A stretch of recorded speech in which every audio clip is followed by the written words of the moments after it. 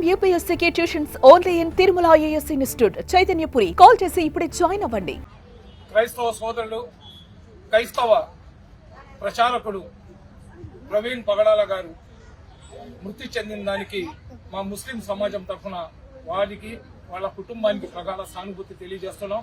అదేవిధంగా ప్రవీణ్ పగడాల గారి ఆత్మకు శాంతి చేకూర్చాలని చెప్పి ఈరోజు మనం ఇఫ్తియార్ తర్వాత అతని కోసం కూడా దువా చేయడం జరిగింది.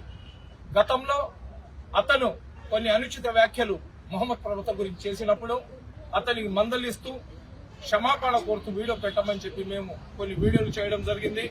మనం పెట్టిన వీడియోలకు స్పందిస్తూ అతను క్షమాపణ కోరిన తర్వాత ఇస్లాం ధర్మాన్ని అనుసరించే మేమందరం కూడా అతనికి క్షమించి అతని గురించి మేము పట్టించుకోవడం వదిలేసినాం. ఏదైతే రాజమండ్రి దగ్గర ప్రవీణ్ పగడాల గారు అకస్మాత్తుగా మృతి చెందారో దాని మీద రకరకాల ఊహాగానాలు వస్తున్నాయి. దీని మీద పోలీసు వాళ్ళు సమగ్రమైన విచారణ జరిపించాలా. ఒక మంచి వ్యక్తిని ఎవరైతే చంపేసి ఉంటే వాళ్ళ మీద కఠినమైన చర్యలు తీసుకోవాలా. అయితే ఊళ్ళో పెళ్లికి కుక్కల హడావుడి అన్నట్లు కొంతమంది అనవసరంగా నా పేరు పెట్టి నన్ను రాద్ధాంతం చేసే ప్రయత్నం చేస్తున్నారు.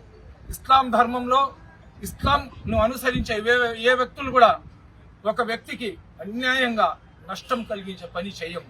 అందులో పవిత్రమైన రంజాన్ మాసంలో చిన్న బిడ్డ కాడి నుంచి చనిపోయే ముస్లిం వాళ్ళ దాకా కూడా ఉన్నమైన కార్యక్రమాలు చేస్తారు. కానీ ఒక మనిషిని జీవితాన్ని హరించడానికి ఇస్లాం అంగీకరించదు. ఏదేమైనా కానీ అతనికి అది యాక్సిడెంటా లేదా మర్డరా అనేది ఖచ్చితంగా రాష్ట్ర ముఖ్యమంత్రి, అదేవిధంగా లోకేష్ బాబు గారు, అదేవిధంగా హోమ్ మినిస్టర్ గారు, డీజీపీ గారు వీళ్ళందరూ కూడా అన్ని కోణాల్లో విచారణ జరిపించి ఎవరైతే దోషులు ఉంటారో వాళ్లకు ఉరి శిక్ష వేయాలని చెప్పి మేము డిమాండ్ చేస్తున్నాం.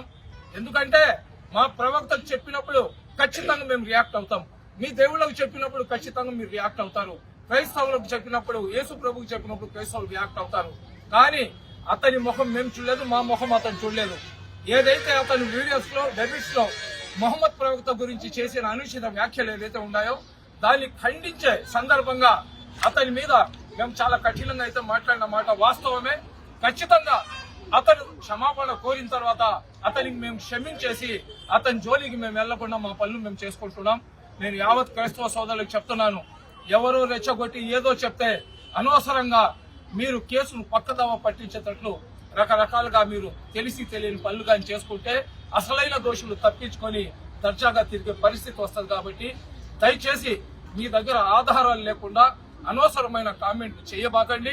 అదేవిధంగా ఎవరైతే చనిపోయినాడో అతని ఆత్మకు శాంతి కలగాలని, అదేవిధంగా వాళ్ళ కుటుంబ సభ్యులకు, వాళ్ళ బంధుమిత్రులకు అందరు కూడా మనశ్శాంతి కలగాలని చెప్పి ప్రార్థించండి. మేము కూడా అల్లా దగ్గర అతని గురించి వాళ్ళ కుటుంబం గురించి దువా చేస్తాం. అస్సలాము అలైకుం.